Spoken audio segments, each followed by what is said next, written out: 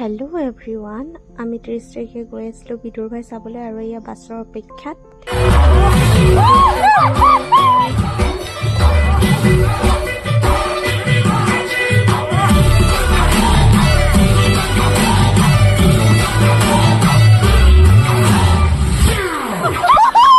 বহুত ধুনীয়া মুভি এখন, একদম বহুত ভাল লাগিলে। মানে বহুত হাঁহিলোঁ, মন খুলি হাঁহিলোঁ। আৰু চব হলত পূৰা মানুহ ভিৰ, মানে পূৰা ফুল আছিল সেইদিনাখন। আৰু ফটো উঠিলোঁ লগতে আমি। আৰু ৰাতি আছিলে ভণ্টিৰ বাৰ্থডে, যিহেতু হেপী বাৰ্থডে ৰাতি 12টাতে উইচ কৰিলোঁ। Happy birthday, thank you welcome. আৰু নেক্সট ডে এয়া ৰৈ আছিলোঁ মোৰ পাৰ্চেল এটা ল'বলৈ।